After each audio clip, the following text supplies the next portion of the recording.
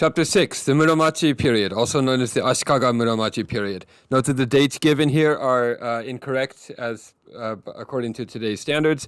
Cross out 1333 to 1568 and replace them with 1336 to 1573. Note also that the Nanboku-chō era, the first 56 years of this Muromachi period, are often described as the Nanboku-chō era from 1336 to 1392. These will be mentioned in the commentary below. The Sengoku Jidai also is the period of warfare. Begins during this Muromachi period in 1467 and continues all the way to 1615. So it goes past the end of the Muromachi period into the early years of the Tokugawa period. This includes, of course, the Azuchi Momoyama period. All right, as always, there's a historical chronology on the first page of this chapter. Just very briefly, 1334, which is 2 years before 1336 and the start of the Muromachi period. 1334, the Emperor Go-Daigo resumed imperial rule. 1335, the following year, Ashikaga Takauji revolted against Go-Daigo. 1336, a rival emperor was enthroned by Takauji, and this, of course, is the beginning of the Nanboku-chō era, part of the Nanboku-chō 56 years. 1338, Ashikaga Takauji assumed the title of the shogun and established the Muromachi shogunate. 1401, diplomatic relations and trade opened with Ming China. 1443, we have the death of Zeami, who is the sort of inventor or developer of the No theater.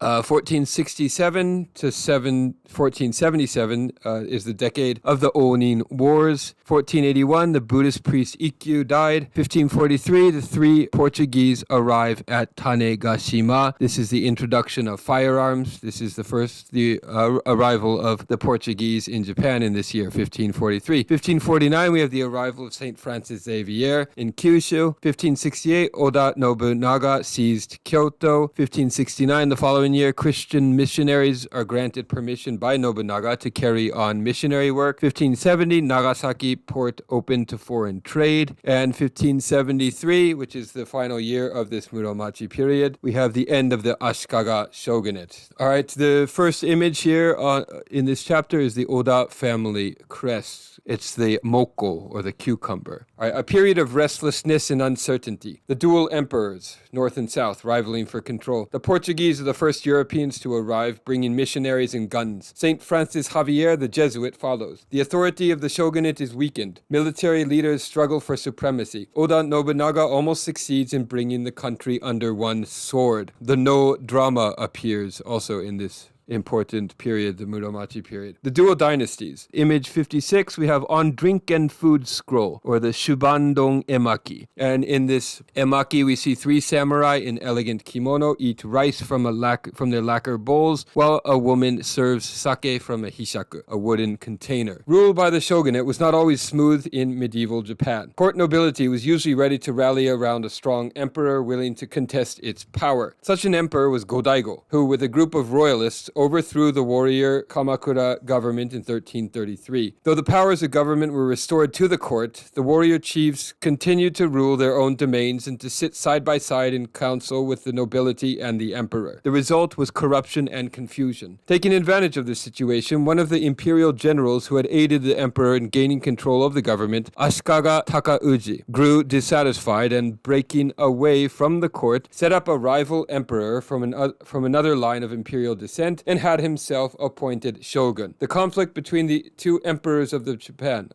north and south, and their respective courts, and the disputes over succession threw the country into civil war for more than 50 years. And here in image 56, which is also from the same shubanron emaki scroll, in this kitchen scene, the cooks are seen preparing cormorant and carp. In the foreground, vegetables are being prepared over charcoal stoves. Each man became his own defender. The high constables who had been in charge of keeping the peace under the shogun, and the land stewards who collected taxes, took matters into their own hands and became true feudal lords with their own serfs, private armies, and tax collectors. These feudal lords, which are known as daimyo, underline this word, most of you will have already heard of it, became virtual rulers of their own independent states. This was the period known as Sengoku, which translates into English as country at war. And it includes the Azuchi Momoyama period for the last 32 years of the 16th century. But inside the autonomous domains established by the daimyo, there was comparative tranquility and prosperity. The artisan and merchant classes developed under daimyo protection. Okay, the four classes, you probably already know this, just to review. Shi no ko sho. The artisan class is the ko class. The merchants are at the bottom as the sho. Shi with the samurai at top. The peasants or farmers as the no, ranking number 2 in that hierarchy. The artisan, ko, and the merchant classes, the sho, developed under daimyo protection. Feudalism had arrived in Japan. The theater of no. So the no drama, it's usually called today, but this book is a bit dated. It refers to it as theater. Usually we say no drama. So in image 57, we have a no mask of a woman, a zo no onna. The greatest of the medieval arts to develop in Muromachi period was the symbolic theater of the no, evolved by Zeami, an actor, playwright, composer, and critic.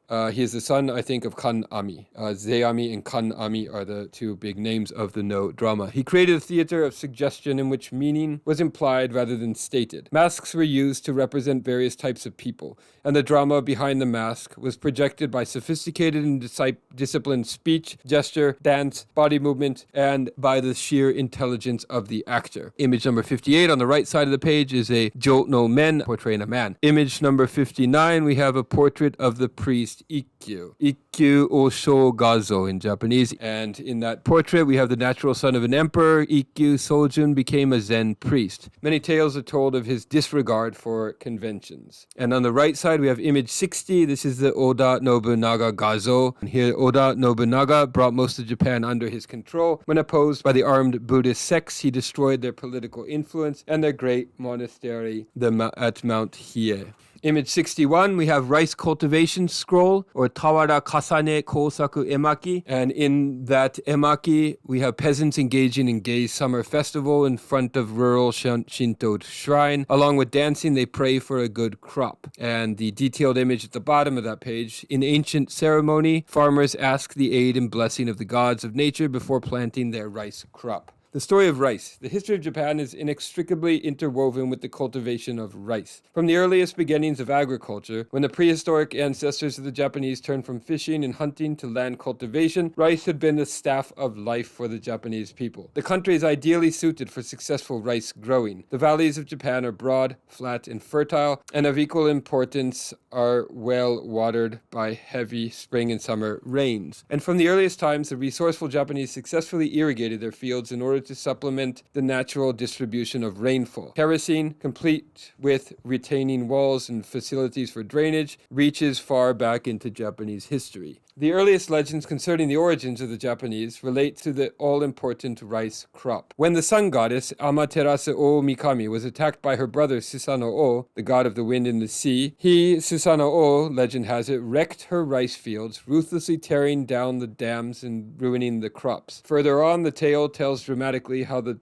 frightened sun goddess sought refuge in a dark cave. With her departure, the light of the sun vanished from the world. Deeply concerned, other gods of heaven met before the entrance of the cave, hoping to lure the frightened sun goddess back into the world. Resorting to guile, they created a sacred tree, and upon it hung a mirror and a jewel. Then one of the goddesses performed a vulgar but amusing dance. Hearing the mirth outside the cave, the sun goddess was naturally curious and ventured to the entrance and was struck by the beauty of the jewel and intrigued by her brilliant reflection in the mirror. Thus, light was returned to the world. And here is another detailed image from that same rice cultivation emaki. At top, we have in the spring, fertility offerings of boiled rice are made to the Shinto kami. Priest and assistants kneel before the altar. And on the right side, we have another detail from the same emaki, rice cultivation emaki. Ground is worked by the farmers until ready to receive the rice seed.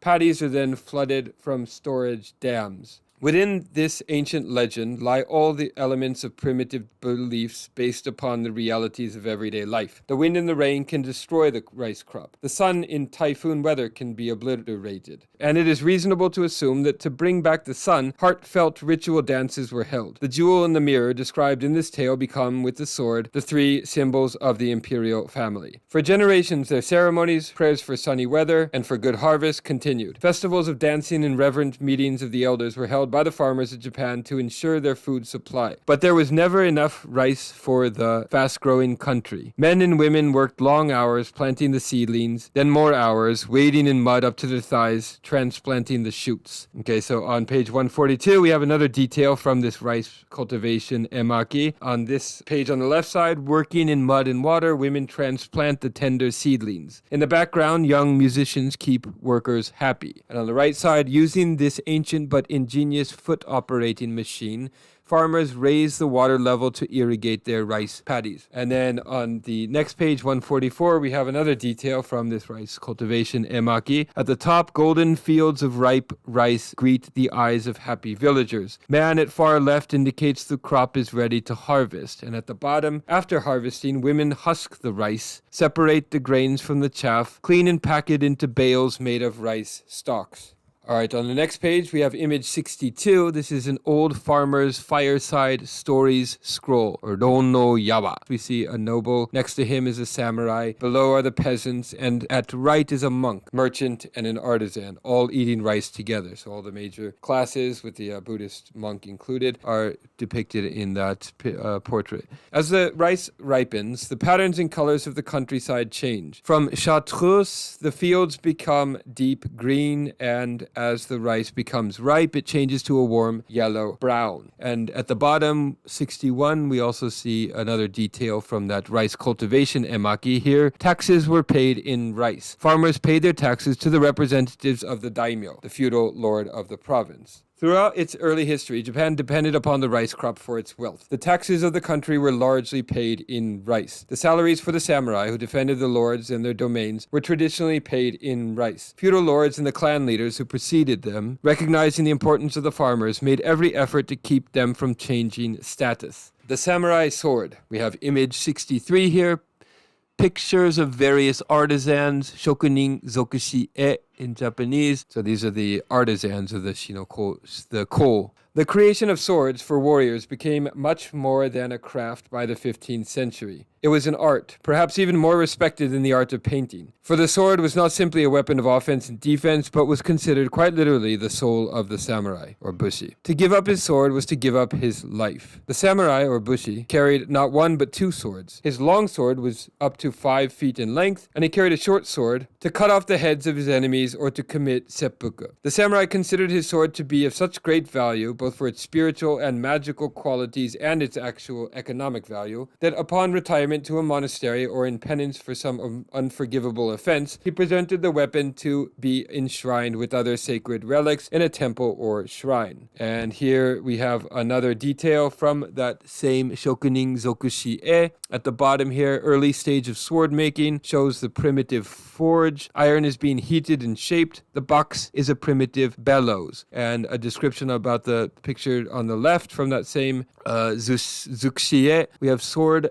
smiths were the most honored artisans of their time. Final polishing shown here required great technical skill. The samurai dedicated himself to death in defense of his master and his honor. He lived a life of frugality and discipline. Rarely did he have any important material wealth except his sword. Firearms and Christianity. And image 64 here, this large spread that covers a page and a half, is the Namban Byobe, or the Southern Barbarian Screen. A strange ship, larger than any ever seen in Japan, appeared in 1543. Underline this date, very important date in Japanese history, off the shore of Tanegashima in Osumi province at the southern end of the island of Kyushu. It was large enough to carry 100 men, who wore balloon-like trousers and short jackets. They spoke an odd-sounding and unintelligible tongue. The villagers were suspicious and resentful. Accompanying the strange men when they came ashore was a Chinese, who could communicate with the chieftains of the village. The Chinese man explained that they came from a distant land called Portugal. He warned that although they were wise in many ways, they knew little of politeness or of the etiquette as practiced by the Chinese and the Japanese. They did not know li, as we say in Chinese, or de in Japanese. He assured the village spokesman that they were there only for the purpose of trade and would not harm the people. The Japanese called these foreigners the Nanban, meaning southern barbarians, just as the Chinese had called the Japanese barbarians at an earlier date, and as the Portuguese Portuguese themselves referred to non-Christians. What brought the Portuguese was undoubtedly the already famous travel book written by Marco Polo, the 13th century explorer, in which he told of the riches to be found in the islands called Zipangu off the coast of China. In this fabled land that he called Zipangu, gold was to be found in abundance. In fact, columns of gold could be seen in the palace, and windows were decorated with golden ornaments. And just briefly, the caption for this Nanboku-chō says, Portuguese landed in Japan in 1543. The sea-going Japanese were intensely interested in Portuguese ships and navigation. Back to the narrative. The Venetian explorer Marco Polo had also written that valuable pearls were to be found in great quantities. They were so numerous that a pearl could be put into the mouth of each person when he was buried. Furthermore, the islands of Zipangu, as he called them, were independent of foreign powers, governed entirely by their own kings. Their religion was the worship of idols, he wrote. And image 65, we have the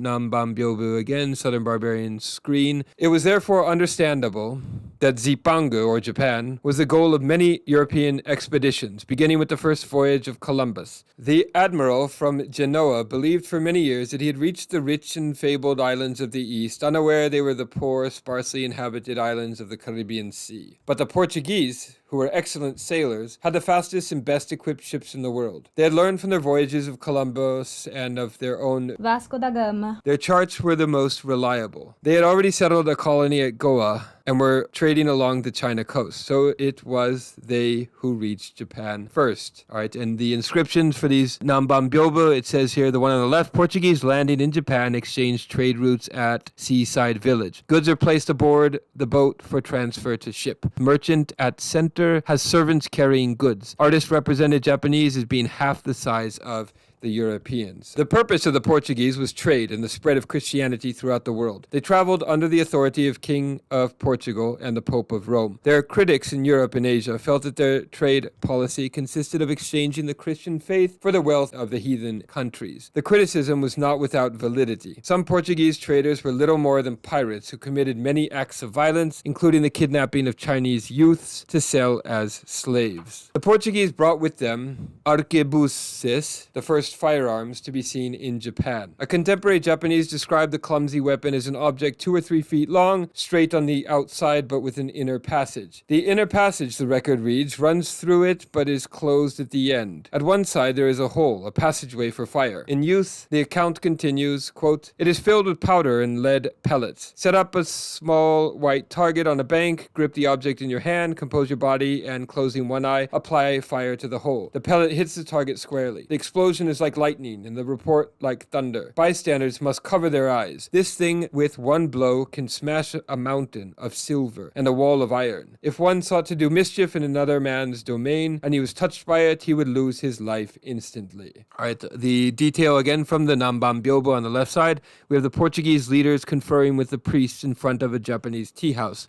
Materials for tea may be seen behind the Portuguese. And the detail on the right side, we have the Barbary and Arabian horses were brought by the Portuguese. Priests and nobles watched the horse race from the terrace. Lords as well as commoners were intensely interested in this powerful new object. One lord, Taika, spoke to the Portuguese leaders through an interpreter, saying, incapable though I am, I should like to learn about it. Whereupon the Portuguese answered, quote, if you wish to learn about it, we shall teach you its mysteries. Lord Taika then asked, what is its secret? The Portuguese replied, the secret is to put your mind aright and close one eye. Lord Taika answered, the ancient sages have often taught how to set one's mind aright, and I have learned something of it. If the mind is not set aright, there will be no logic for what we say or do. Thus, I understand what you say about setting our minds aright. However, will it not impair our vision for objects at a distance if we close an eye? Why should we close an eye? To which the foreigner replied, quote, that is because concentration is important in everything. When one concentrates, a broad vision is not necessary. To close an eye is not to dim one's eyesight, but rather to project one's concentration farther. You should know this. Delighted, Lord Taika Taika responded, quote, "That corresponds to what Lao Tzu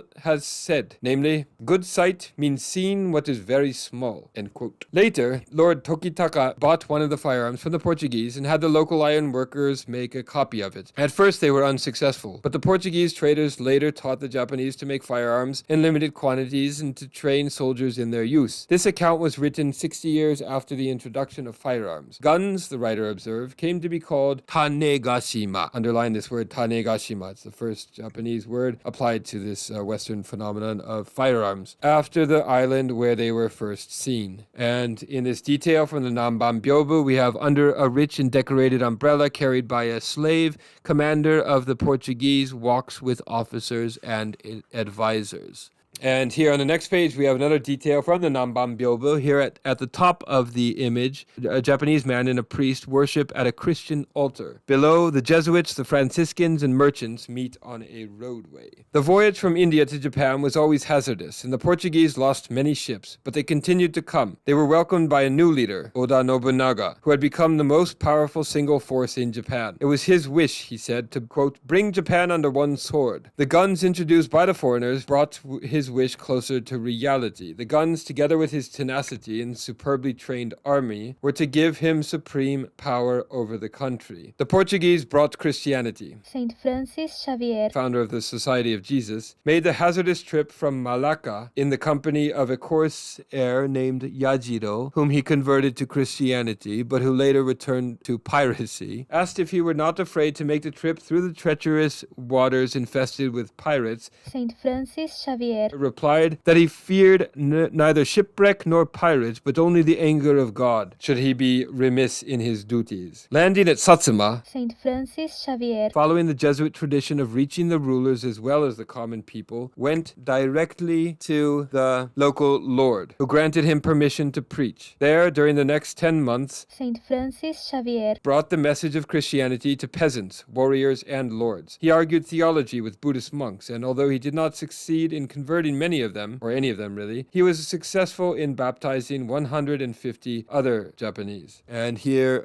image 66 is of course the famous portrait of Saint Francis Xavier. This is Francisco Xavier Zo, is the title in Japanese. May be a copy of a Western painting. So he might have been looking at a similar Western painting rather than Saint Francis Xavier himself as he painted this. This was only the beginning of the Jesuit success. Dedicated priests traveled across the country to the capital, making converts along the way. They were fortunate in being in Kyoto when Oda Nobunaga was in power. Oda Nobunaga was having trouble with armed Buddhist monks. He had burned down the great monastery at Mount Hiei and decapitated the inmates. Disliking Buddhists because they stood in the way of his political ambitions, except for one Zen sect who supported him, he welcomed the Christians. Nobunaga was no great believer in Japanese traditions and was receptive to foreign exotic ideas. Believing that whatever the missionaries could teach him about foreign lands would be useful to him, he befriended these foreign missionaries, and the devout but small company of Jesuits became regular visitors at his side in his castle. On the right side, we see the next image. The most famous convert to Christianity was this Lord of Bungo, baptized as Francisco in 1587. He is shown here in the portrait as a Buddhist, despite his conversion. In Japanese, the title is Otomo Sorin Gazo. All was not easy for the Christian missionaries, for they were continuously opposed by Buddhist and Shinto priests who pointed out to the populace that they were foreigners intent upon destroying and degrading the traditional gods or kami of Japan, and Buddhist deities as well. Yet they made progress. By the time St. Francis returned to India, saying, "These people are my delight," the missionaries were well established in Japan. Although many Japanese objected to Christian theology on the grounds that it unjustly condemned their ancestors to hell for the crime of not being previously exposed to Christianity, by 1571 there were 30,000 Japanese Christians. This is a very important figure. Write it down and memorize it. By 1571 there were already 30,000 Japanese Christians. 10 years later, in 1581, there were 150,000 Japanese Christians, and they were served by 200 churches, 54 priests, and 2 seminaries. Even the lords of the virtually independent states of Bungo, Oura, and Arima were converted to Christianity, while in the capital itself, at Kyoto, high-ranking nobles and members of the military had embraced the Christian faith. Image 68 on this last page of the chapter is a priest and two children, shi fushi ni doji zo, Portuguese priest with children who look Japanese and may be Christian converts, it says in the inscription there. But the Portuguese brought more than guns and Christianity. They also brought the first Arabian horses, which, when bred to the native Mongolian ponies, resulted in a larger, fleeter mount for the Japanese cavalry and nobility. They brought clocks, spectacles, and thin, clear goblets. They taught the Japanese new techniques of weaving. At the end of the Muromachi period, namely in 1573, trade with Portugal had become a profitable enterprise for both the Japanese and the Portuguese. Christianity was becoming more firmly established with each passing year, and Nobunaga, who had set out to bring all of Japan under one sword, namely his sword, had, with firearms, almost succeeded. And that is the end of this chapter. We will discuss it in detail in class. I will see you then. And the chapter that follows is the chapter 7, the Azuchi Momoyama period, which covers the years 1568 to 1600, to the beginning of the Edo period or Tokugawa period. I will see you all in class. Goodbye.